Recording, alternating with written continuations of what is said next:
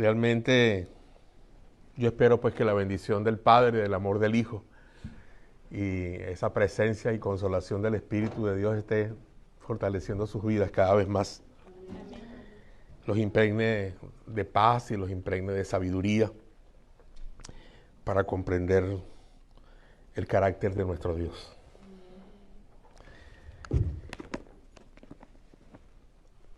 El, el mensaje que hoy traigo para ustedes se llama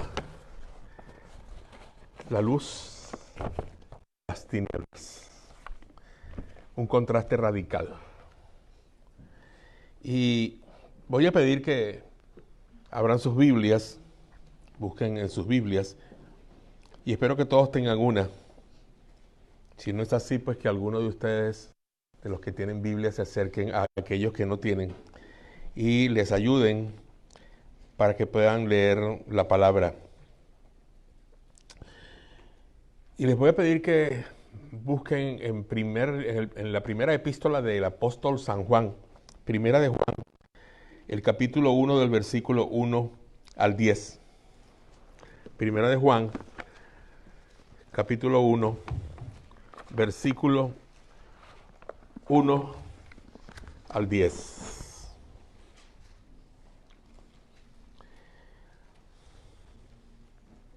Yo voy a leer para ustedes. Ustedes van a seguir la lectura en silencio.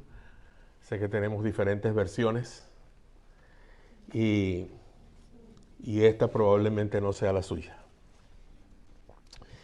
La primera carta del apóstol San Juan, capítulo 1 del 1 al 10 dice: lo que era desde el principio, lo que hemos oído, lo que hemos visto con nuestros ojos, lo que hemos contemplado y palparon nuestras manos, referente al verbo de vida.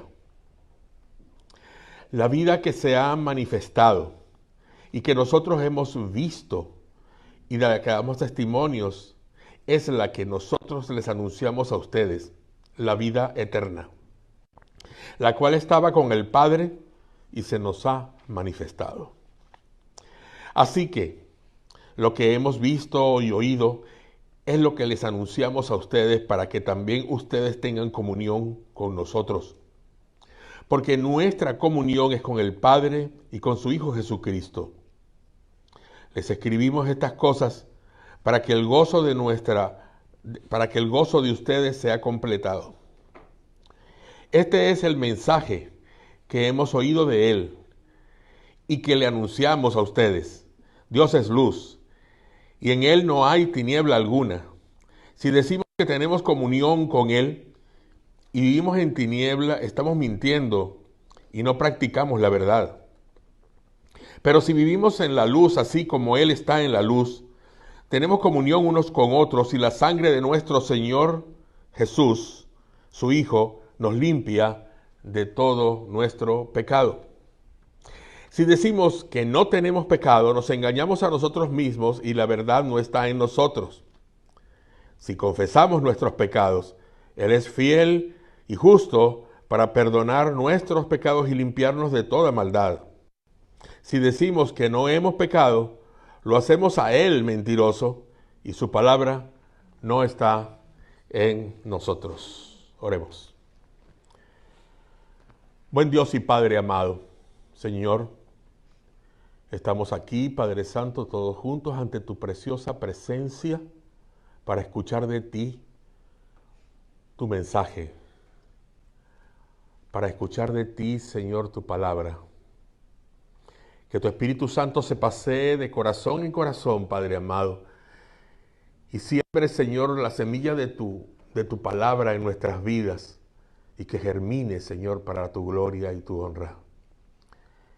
Abre, oh Dios, nuestros ojos, nuestra mente y vuélcanos, Señor, delante de ti, a tus pies, y escóndenos en tu corazón para poder escuchar tu voz. En el nombre de Jesús. Amén.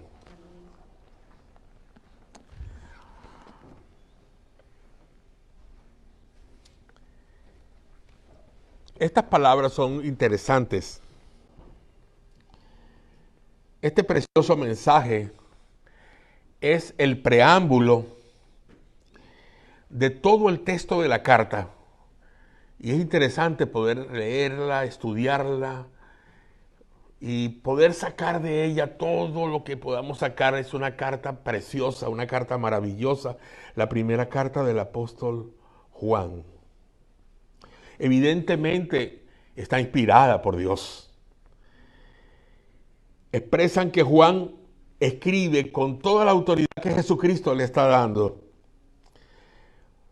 por haber estado no solamente físicamente con él, por haber recibido directamente del Señor Jesús sus enseñanzas, pero también porque el Señor Jesús moraba en el corazón de Juan. Además, el mensaje de estos versículos está en paralelo con el mensaje de su evangelio. Juan capítulo 1, versículos 1 al 2. En el principio ya existía la palabra estaba con Dios y Dios mismo era la palabra. La palabra estaba en el principio con Dios. Específicamente, primera de Juan 1:1, que dice, lo que era desde el principio, lo que hemos oído, lo que hemos visto con nuestros ojos, lo que hemos contemplado y palparon nuestras manos referentes al verbo de vida. Si cuando leamos la Biblia o cuando leamos este pasaje no sentimos que nuestra piel se eriza y que nuestro corazón palpita con gran emoción, tenemos que examinarnos a nosotros mismos. Porque realmente la primera epístola del apóstol Juan, eso es lo que hace en nuestras vidas. La eternidad de Jesús se enfatiza también en el versículo, en sus versículos, en la frase que él escribió cuando dice, hemos oído, hemos contemplado y palparon nuestras manos. No solamente lo oyeron, sino que entraron en una contemplación, hermanos. Uno puede oír a alguien y mirarlo a los ojos tal vez, pero no contemplar su vida, no contemplar su corazón, no contemplar su carácter. Jesús se hizo contemplar completamente por aquellos que le rodearon en ese círculo apostólico. Y Juan lo expresa así, lo contemplamos. Cuando uno contempla algo es cuando uno se queda lelo, como decimos, mirando sin que nada estorbe a nuestra vista. Es como si nos extasiamos, en un paisaje, en algo hermoso, en algo que nos sustrae a nosotros mismos de nuestro propio corazón. Ellos estuvieron con Jesús. Y eso les dio el privilegio de vivir al lado de Jesús durante todo su ministerio. De caminar junto con Jesús. De ser testigos oculares del ministerio, de la vida de Cristo. Ellos tuvieron el privilegio de oír las enseñanzas del Señor Jesús. Ellos tuvieron el privilegio de ver cada milagro que Jesús hacía. Ellos tuvieron el privilegio de palpar con sus propias manos al Salvador. Algunos dirán, ¿por qué no estuve yo en ese grupo? ¿Por qué no fui de aquellos que pudieron abrazarlo o darle las manos o simplemente tocarlo? Como aquella mujer que solamente tocó el borde de su manto y el mismo Jesús sintió el poder que salió de su presencia. Pero hermanos, sí lo podemos hacer. Sí lo podemos hacer. Y la primera carta de Juan, cuando nos metemos en ella, nos enseña cómo llegar al Señor Jesús. Cada día, cada momento, Él está allí y no es necesario buscarlo en una estampa, en una imagen. Él está allí donde tú lo necesites. Y lo podrás palpar y lo podrás sentir. Es más, te podrás recostar en su propio pecho. Juan y sus compañeros del grupo apostólico de Jesús son autoridad. Y digo son porque a pesar de que ya no están vivos, viven en cada una de sus cartas, de sus escritos en el Nuevo Testamento. Y Juan explica con detalle la voluntad del Maestro en la vida de nosotros.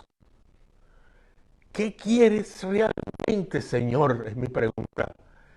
¿Qué quieres que yo haga, Señor? Cuando veníamos en el carro, veníamos hablando de Isaías. Y yo le pregunté a mi esposa y a mi suegra, le pregunté, ¿cuándo se convirtió Isaías? ¿Cuándo Isaías realmente entregó su vida a Dios? Y tal vez te lo pregunto a ti, tú estarás pensando dónde, cuándo, cómo lo hizo. Y a veces pensamos que como era un profeta escogido de Dios desde el primer momento en que empezó a plasmar sus escritos en el libro, ya era en su vida, ya era un creyente. Y sí es cierto, era un creyente cuando comenzó a escribir porque lo que hizo primero fue contar su historia. Pero llegó al capítulo 6 y dijo, yo vi al Señor. Era alto y sublime, sus faldas llenaban el templo. Y sigue contando toda su experiencia vivida allí en ese lugar donde se presentó la Shequina de Dios y aquellos ángeles estuvieron a su alrededor y él contempló al Dios en el cual todavía no creía como debía creer y entregó su corazón a Dios cuando dijo, heme aquí, envíame a mí. Hoy es el día. Hoy es el momento en que el Señor podrá estar contigo en este instante, a tus oídos, en tu corazón. Y tendrás que darle hoy una respuesta. Tendrás que darle una respuesta. Y no estoy hablando de aquellos que todavía no han hecho una decisión por Cristo, que ya sería tiempo también de que la hicieras. Estoy hablando de nosotros, de la iglesia. ¿Qué haremos? ¿Cuál será el próximo peldaño que tenemos que subir en nuestra escalera de la santidad? Además, Juan dijo que en Jesucristo habitaba la vida. Decía en el capítulo 1, versículo 4 del Evangelio de Juan, en él estaba la vida y la vida era la luz de los hombres. Y ahora en esta primera epístola dice, pues la vida fue manifestada y nosotros la hemos visto y damos testimonio y os anunciamos la vida eterna, la cual está en el Padre y se nos manifestó. Wow, qué interesante. Qué interesante poder reconocer que aquel hombre que se acercó a ellos y les llamó al ministerio, que aquel hombre que le dijo a ellos, dejen sus redes, que yo les voy a llevar y a enseñar a pescar hombres, era el propio Hijo de Dios, el Altísimo, que bajó del cielo, de las nubes. A veces cuando decimos, Padre nuestro que estás en los cielos, en nuestra mente simplemente se presenta un cosmo o una cosmovisión donde vemos planetas, donde vemos tal vez un palacio. ¿Quién sabe cuántas cosas se pueden presentar si nos decimos con todo nuestro corazón y no solo como un rezo, Padre nuestro que estás en el cielo? Porque ese cielo no es un lugar como este salón. Ese cielo es un sitio que ocupa el Padre. Y ese sitio no está puesto en una dimensión especial. Es el universo entero. Es la creación en total. El Padre que está en el cielo no solo está en el cielo, sino que también está aquí. Así que el cielo es el trono, el lugar desde donde Dios reina por siempre y para siempre.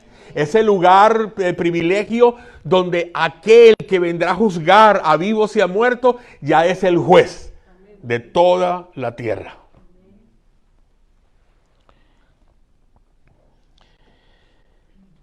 La vida en esta primera epístola, cuando dice que era la luz, la vida de los hombres, la luz de los hombres, que en él estaba la vida mencionada allí se refiere a Jesús. Se refiere a Jesús. Y esa vida se manifestó y se hizo sacrificio para transformarse en aquella vida eterna de la cual tú puedes gozar o gozas ya y gozo yo. La vida eterna que estaba con el Padre se manifestó en carne. Todo esto es, sin duda alguna, referencias del Señor Jesucristo. Este mensaje se le presenta aquí para que los que escuchan tengan el completo gozo de una comunión con Cristo. Juan afirma que la comunión que él goza con los cristianos tiene con el Padre y con su Hijo una relación. Ese gozo será creciente y creciente solo en Cristo. Y ese gozo nunca, jamás, escucha hermano, escucha iglesia, nunca jamás a ese gozo le faltará nada. Será un gozo completo, será un gozo eterno. En resumen, Juan escribe como testigo apostólico, se identifica aquí como el testigo apostólico. Y cuando habla de esto, cuando enseña sobre esto, Juan simplemente también está hablando de que hay dos peligros, que están en la iglesia hoy en cuanto a una comunión cristiana fiel o una comunión cristiana no fiel, por no decir otra palabra.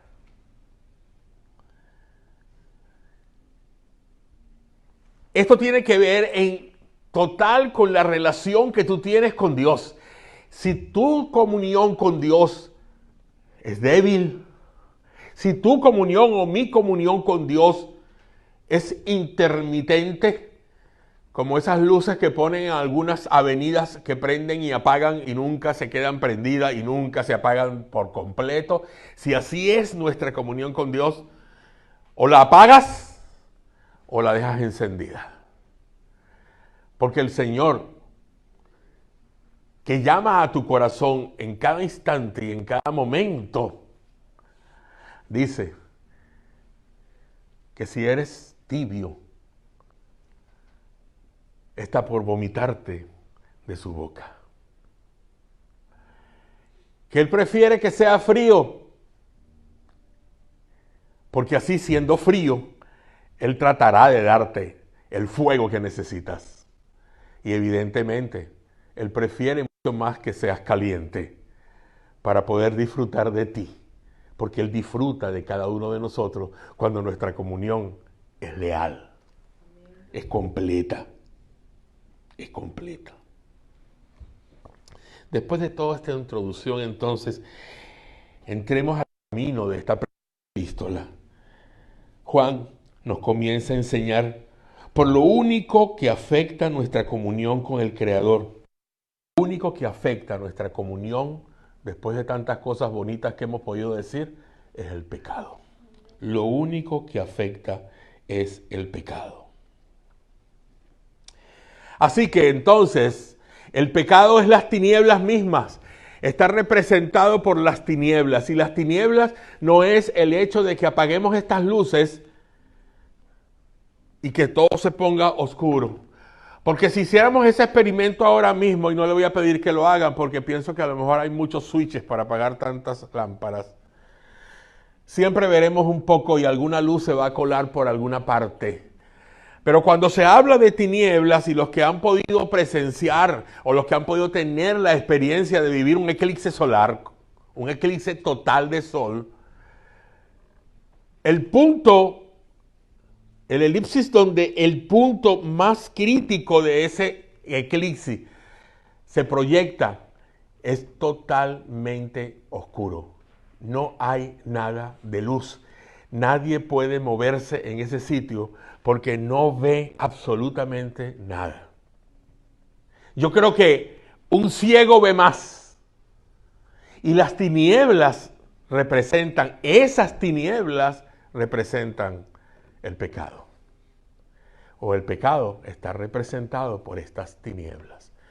Así que cuando nosotros pecamos, hay tinieblas que nos rodean, que entran en nuestra vida,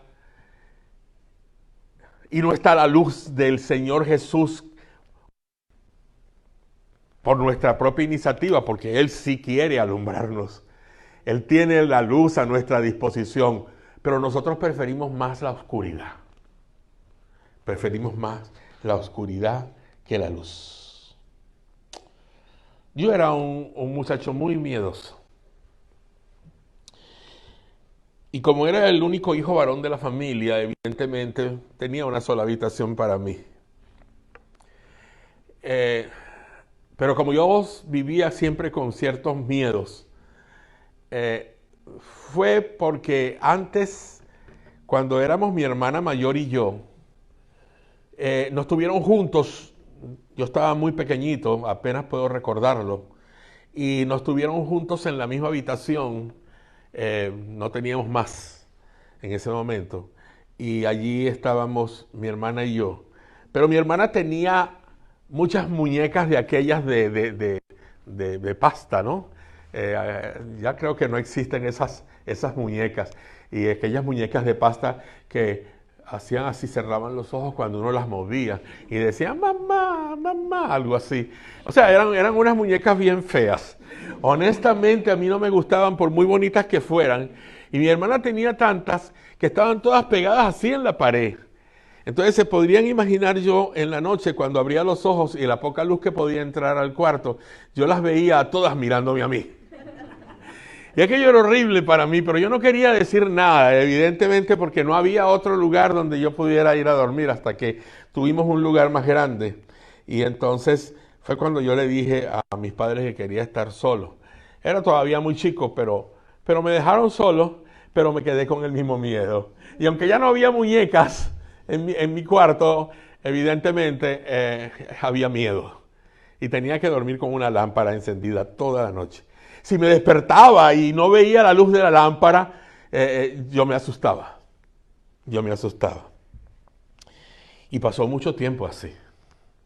Mucho tiempo. Y les voy a decir, mucho tiempo. Yo tenía que dormir con una lámpara encendida toda la noche hasta que tuve 18 años aproximadamente. En esa oportunidad, cuando tuve 18 años, la empresa con la que estaba trabajando me envió a instalar unos computadores de aquel tiempo, que eran unas máquinas que no cabían en este sitio primero, a una ciudad muy lejana de mi ciudad, a un sitio donde yo cuando fui dije, aquí se devuelve el viento, ya no hay más nada para allá, así que aquí es donde el viento se devuelve. ¿Qué lugar más lejos era? Cuando yo pasé y dije, voy a ir al cine, ya las películas las había visto desde que tenía como 5 o 6 años. O sea, estaba tan atrasado todo en ese lugar que me parecía que yo estaba en el fin del mundo, de donde no iba a poder salir más nunca. Pero tuve una experiencia estando en ese lugar a los pocos días de haber llegado. Me habían hospedado la empresa en un hotel. No había edificios, no había edificios más de el primer piso y ya no había más nada arriba. Entonces era una casa muy grande, ¿verdad? Como lo que le decimos hoy, motel con M. Y entonces, bueno, allí estaba yo en mi habitación con mi lámpara encendida, durmiendo. Y en aquel sitio hay un río que le llaman el río Catatumbo. En ese río hay mucha tempestad todo el tiempo. Y todo el tiempo hay rayos, centellas y truenos. Todos los días y de noche todo el tiempo.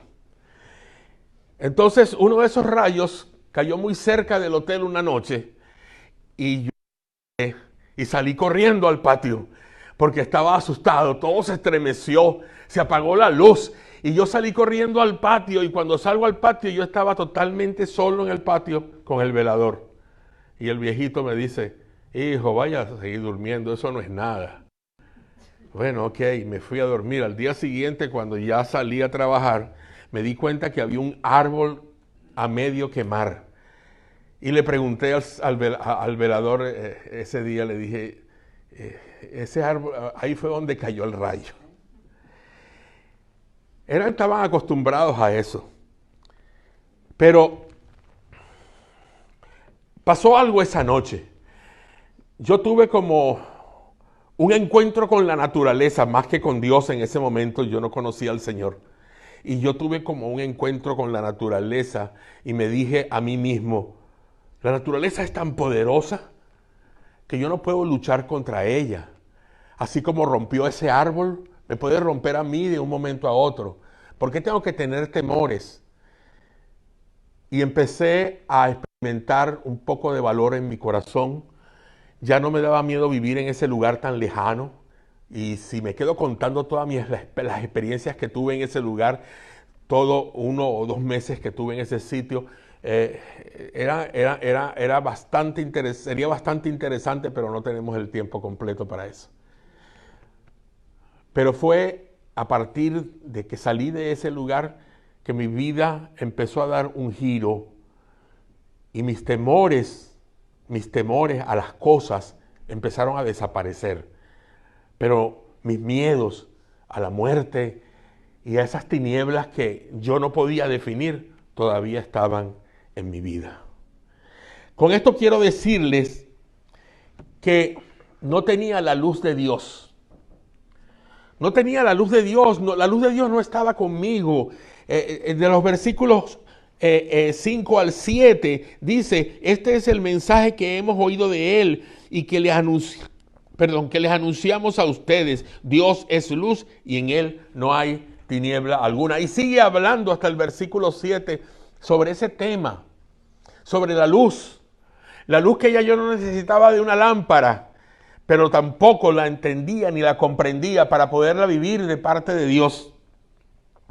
Y aquí Juan se refiere a las condiciones del testimonio del verdadero discípulo cristiano. No se está refiriendo a personas que no son creyentes, se está refiriendo a personas que se dicen ser discípulos.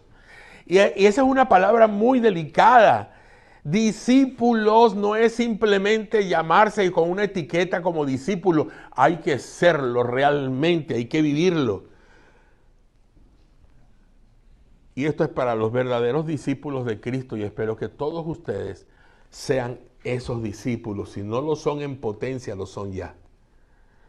Nos referimos en esta primera exhortación entonces a lo que dice Juan, caminar en la luz.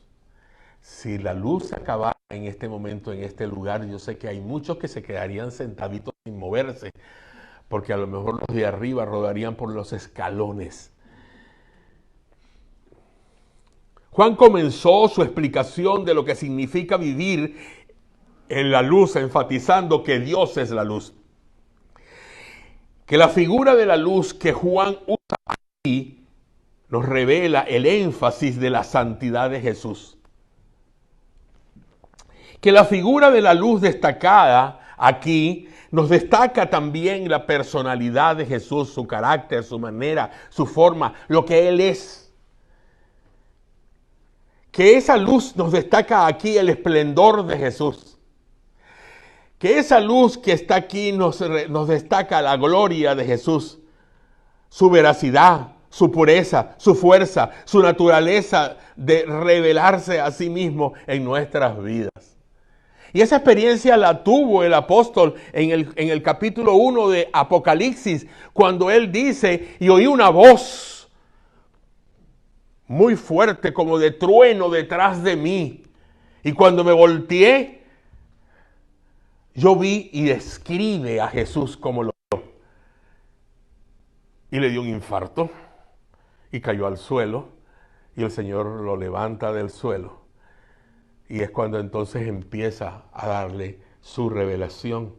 Ese mismo Juan que escribe esta epístola en libertad, en un lugar de libertad, después en la isla de Patmos estando preso por ser discípulo de Cristo, destaca todas esas cosas. Ya prefiguraba la luz aquí del Señor, la prefiguraba Juan. Pero también la luz de Cristo está prefigurada en el Antiguo Testamento. En el Salmo 27 dice, es mi luz y mi salvación. En el Salmo 36:9 dice, es el manantial de la vida. En Isaías 49:6 dice, es la luz de las naciones. En Juan 8:12 es la luz de la vida.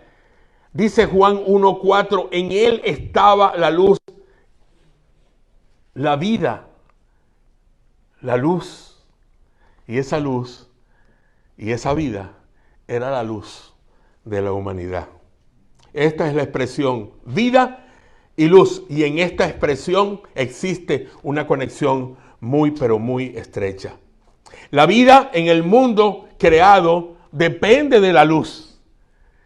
Si no hay luz, no hay vida. La creación depende de la luz. La tierra tiene vida como nosotros y como todo lo que hay en la tierra, porque Dios lo dispuso así cuando creó el universo. No existe vida como la nuestra en el resto de nuestro sistema solar.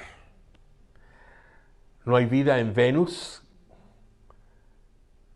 ni hay vida en Marte, pero sí hay vida en la Tierra, que está intermedia. Está en el punto exacto en que Dios quiso ponerla en el espacio. Está con la estrella exacta que Dios quiso tener para que le diera todo el calor que necesitaba.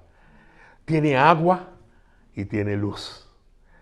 Y la luz la puso Dios. Y el agua lo puso Dios. Y el sol y el calor lo puso Dios.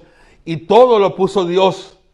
Pero Dios puso también la luz de la vida eterna. Pero Juan transfiere esta idea del universo a la vida espiritual, donde la luz proviene de la vida que está en Jesús, y esa vida es la vida abundante y eterna. El pecador se expone ante la luz de Dios, pues la luz en las tinieblas resplandece. Díganlo conmigo, la luz en las tinieblas resplandece. Se está refiriendo a Cristo, no se está refiriendo a otra luz, no es la luz eléctrica. Las tinieblas, las tinieblas no son externas, más bien son internas. Están en tu corazón y en el mío. No están fuera de nosotros. Así que no las busques a tu alrededor, ni las busques en otro creyente. No voltees a ver a tu hermano, porque no podrás ver sus tinieblas. Sus tinieblas las ve solo Dios. Y Dios es el único que puede disiparlas. La luz es la que alumbra en el espíritu del hombre y revela lo que hay en su interior, el pecado, donde se esconde allí en la lobreguez sombría de su propio pensamiento, de su propia mente, de sus propias acciones. El pecado es condenado ante esa misma luz Pues el pecado enceguece al pecador. Y como enceguece al pecador, a pesar de ser tiniebla, enceguece. Parece que fuese lo contrario, ¿verdad? Cuando vamos en una carretera de noche, algún automóvil viene con las luces altas y nos puede enceguecer. Nos puede perturbar la visión. A mí me la perturba todo. No puedo ver bien de noche. Y entonces otro vehículo viene delante de mí y me perturba la visión. Aquí no es así. Aquí es porque el pecador rechaza la luz, porque no la comprende. Pues las tinieblas se rebelan en este momento contra la luz. Dice en el capítulo 1, versículo 5, este es el mensaje que hemos oído de él y que les anunciamos a ustedes. Dios es luz y en él no hay tiniebla alguna. Y sigue hablando sobre el hecho de que las tinieblas se rebelan contra la luz, pero no pueden hacer contra la luz. Dios es luz. Dios es luz y él nos manda a vivir en la luz. Nos manda a vivir en la luz. De los versículos 5 al capítulo 2, versículo 29, es una porción sumamente larga, pero ahí está toda la respuesta. Juan se refiere allí en esa porción a las condiciones del testimonio del verdadero discípulo cristiano. Ahora nos referimos a esta primera exhortación, cuando Juan dice en esa porción que debemos caminar en la luz. Pero ese caminar de la luz no es un caminar físico, es un caminar espiritual, mental, pero está con el intelecto, la entiendo, la tengo que entender, pero la tengo también que asimilar en mi corazón. Caminar con Jesús es seguir a Jesús. Y un cristiano que no siga a Jesús no está siguiendo a nada. No está siguiendo a nada. La palabra de Dios dice que Jesús se le dijo a aquellos hombres y mujeres que llamó, les dijo, sígueme, sígueme. Eso era todo, sígueme. Y no era para que le siguieran detrás en el camino, sino para que le siguieran en el camino de la santidad.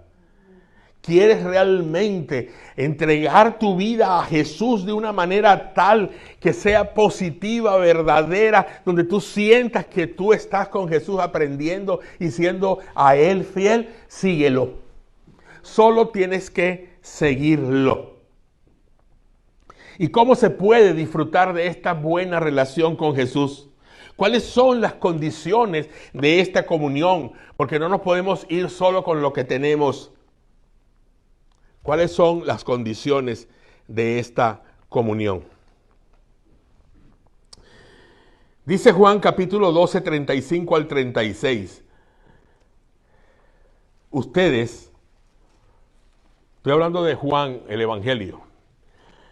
Juan 12, 35 al 36. Ustedes van a tener la luz solo un poco más de tiempo, les dijo Jesús. Caminen mientras tienen la luz. Estoy parafraseando, Ustedes van a tener la luz solo un poco más de tiempo. Caminen mientras tienen la luz, antes de que los envuelvan las tinieblas. Juan 12, 35 y 36. El que camina en las tinieblas no sabe a dónde va su maestro. Mientras tienen la luz, crean en ella para que sean hijos de la luz.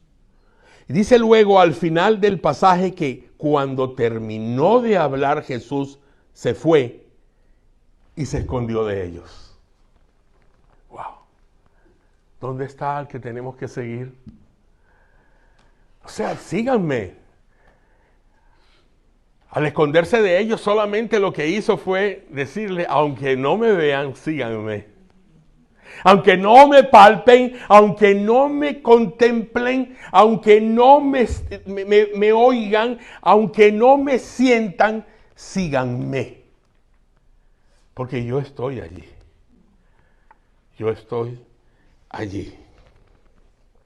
Entonces, Dios, por ser luz, expone su luz en nuestras vidas y condena el pecado. Y condena el pecado. Al condenar el pecado, el apóstol Pablo, vamos al apóstol Pablo, hace que Dios hable a través del apóstol Pablo y nos exhorta a que andemos en luz en Efesios 5, 18, 15. No lo busquen, por favor, es muy largo. Como podemos entenderlo. Como podemos entenderlo, ahí está realmente.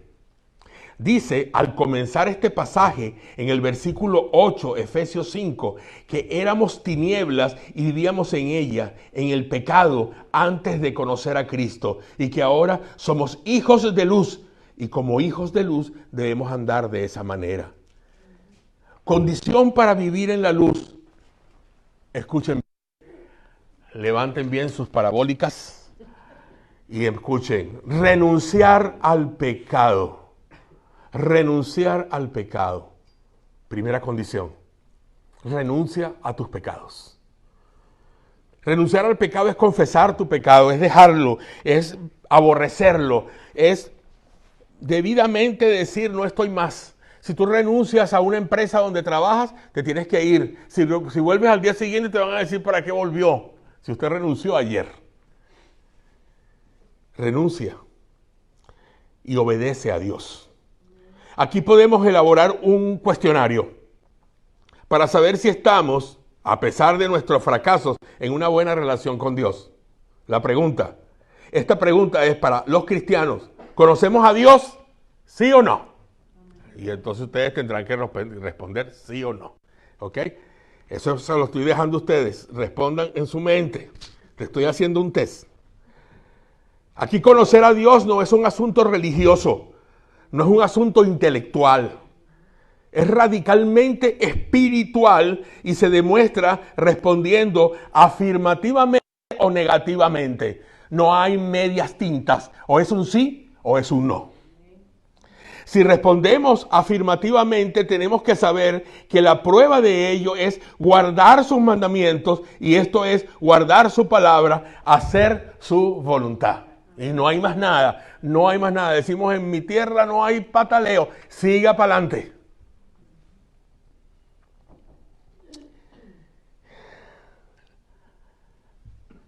La otra es rechaza, escucha esto, rechaza lo mundano. Rechaza la mundanalidad. Parece que a nosotros nos cuesta rechazar algunas cosas mundanas y seguimos comportándonos y riéndonos con el mundo que antes nos rodeaba, en el que antes participábamos, en el que antes vivíamos. Y jajaja.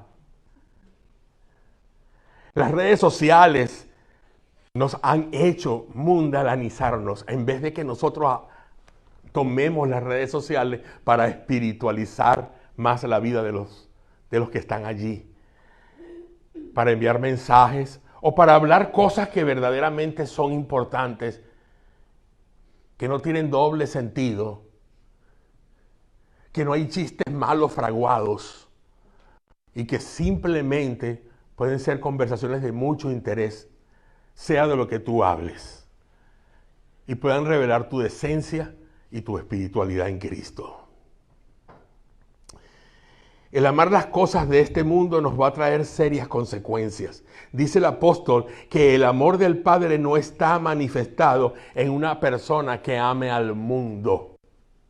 Dios es un Dios celoso y demanda que lo amemos solo a Él y a nadie más, que no podamos que no podamos amarlo a Él por amar las cosas del mundo. Entonces tenemos que dejarlo a Él o dejar al mundo. Yo a veces pensaba antes de creer en Jesús, pero cuando ya le buscaba, yo creía que Dios era un Dios muy egoísta, porque todo el tiempo yo estaba viendo que era la gloria para Él, que era la vida para Él, que era su creación, que no había nada para el hombre. Y es verdad, hermanos, no hay nada para nosotros. Solo algo mucho más grande que cualquier otra cosa, que es la salvación. Las cosas que están en el mundo no provienen de Dios. Cuando un cristiano coquetea con el mundo, la orden en que el pecado entra es como sigue. Por medio del ardor de su carne, así es el orden, mejor dicho. El orden como el pecado entra, ¿verdad? Y eso lo pueden leer ustedes en el capítulo 2 de este libro de Primera de Juan, versículo 16.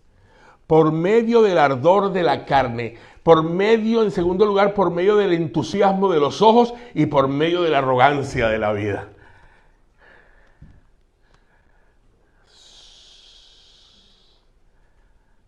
¿Te identificas con uno de esos tres o con los tres?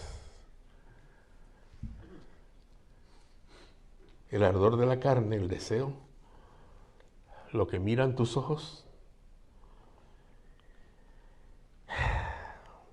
y la arrogancia de tu vida. La arrogancia de tu vida. Estas son tres avenidas por donde no debemos preambular, donde Satanás se encuentra para tentar a los hijos de Dios. Y dice el escritor en el versículo 17 del capítulo 2, y el mundo pasa y también sus pasiones, pero el que hace la voluntad de Dios, díganlo más fuerte por favor, permanece para siempre. Y yo digo, aleluya, aleluya. ¿Qué promesa? Es una preciosa promesa, pero está la condición. Abandona la carne, los deseos de la carne, el entusiasmo de tus ojos y la arrogancia de tu corazón. El que goza de los deseos de la carne lo hace solo por un corto tiempo. Desde ese punto vienen las consecuencias. Porque la paga del pecado es muerte.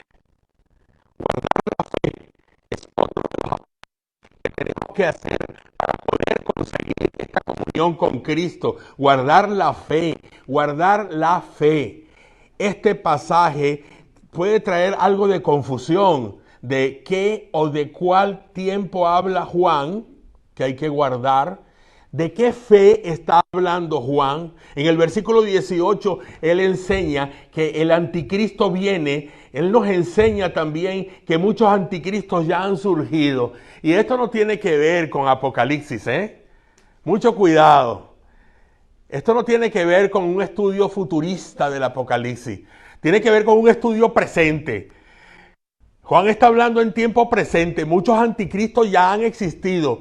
Está hablando en ese tiempo, no está hablando como hablaba de los capítulos 12 en adelante aproximadamente en Apocalipsis, cuando habla de ciertas cosas futuras. Y tenemos que tener cuidado cuando leemos la Biblia, porque a veces leemos cosas que estaban en el presente y las ponemos como si van a suceder en el futuro. Y ya pasaron en la historia. La palabra anticristo quiere decir que está en contra de o en lugar de Cristo. Y puede significar un enemigo de Cristo o uno que usurpa el nombre de Cristo, que se quiere hacer pasar por él. En este texto Juan no está preocupado por el anticristo que viene en el futuro, sino por los anticristos que viven en aquel presente. Y hoy en nuestro presente, hermanos míos, hasta en nuestros hogares tenemos anticristos.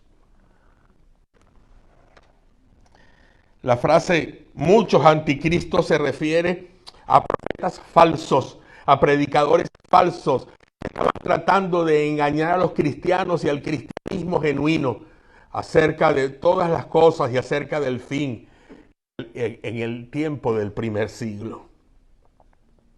El cristiano falso, o el cristianismo falso, mejor dicho, tiene mucha influencia hoy en día.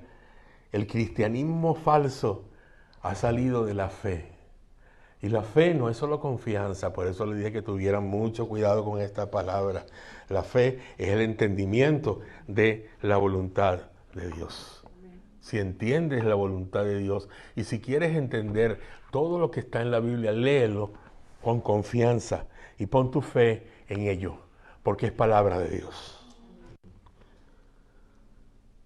En este texto Dios nos hace reflexionar y ver algunas consideraciones doctrinales sobresalientes.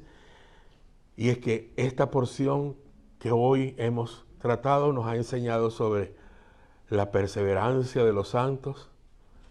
El que de veras ha creído nunca se aparta. El que de veras ha creído nunca se aparta, porque no están con nosotros, pero estaban con nosotros y ahora no están con nosotros porque no eran de nosotros. El que ha creído nunca se aparta. Eso es una realidad. Los que parecían ser cristianos se fueron para no volver porque no pertenecían a Cristo. La perseverancia de los santos es una señal especial de la santidad. Para los que deseen nutrir su fe, y con esto termino, para los que deseen nutrir su fe y su amor por Cristo, esto es solo la introducción de toda la enseñanza que podría esperarnos con la epístola de la primera carta de Juan. El comienzo del camino de la santidad en esta preciosa epístola. Juan nos enseña que lo único que afecta a nuestra comunión con el Creador es el pecado. Y eso es lo que hemos aprendido hoy. Nos dice que no podemos tener comunión con Dios cuando tenemos el hábito del pecado, porque Dios es luz y el pecado es tinieblas. Que debemos vivir como hijos de luz y nos presenta 3 condiciones: la obediencia a Dios, el rechazo a la mundanidad y el guardar la fe. Amén. En fin, esta carta nos habla y nos exhorta a la obediencia y deja claro que los que se fueron y apostataron, renegaron pues, repudiaron, negaron, como le quieran decir, traicionaron, abandonaron el camino de la fe, nunca van a regresar, pues no eran de nosotros. ¿Tú eres de nosotros? Respóndetelo a ti y a Dios. ¿Tú eres de nosotros? ¿Cómo me gustaría escuchar un gran amén? ¿Cómo se perdieron todos de decir un gran amén solo porque les dije, expresen lo que quieran? Y la pregunta sigue en pie: ¿tú eres de nosotros? Si no lo eres, hoy es el día de tu salvación. ¿Entiendes eso? Si no lo eres, hoy el Espíritu Santo está llamando a tu corazón. Si no lo eres, Él quiere darte vida eterna en el día de hoy. Cristo está aquí para salvarte. Si no lo eres, ven a Él. No tardes en hacer un compromiso con Jesucristo en este día. No tardes. No tardes. Voy a estar ahí sentado en esa silla. Y si tú quieres, porque no has entregado todavía tu vida a Cristo y sabes que tienes que hacerlo, mientras se termina el servicio, yo voy a estar allí sentado. Y puedes hablar conmigo. O tal vez puedes hablar con el pastor Santiago.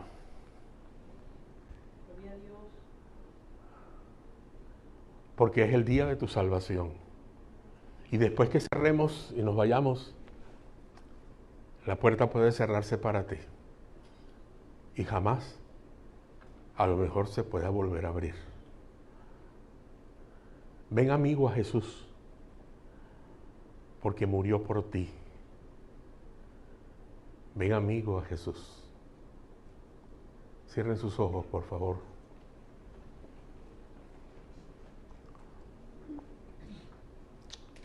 Antes de hacer la oración, también quiero dar pie al hecho de que si tú quieres, sigue con tus ojos cerrados porque vamos a orar.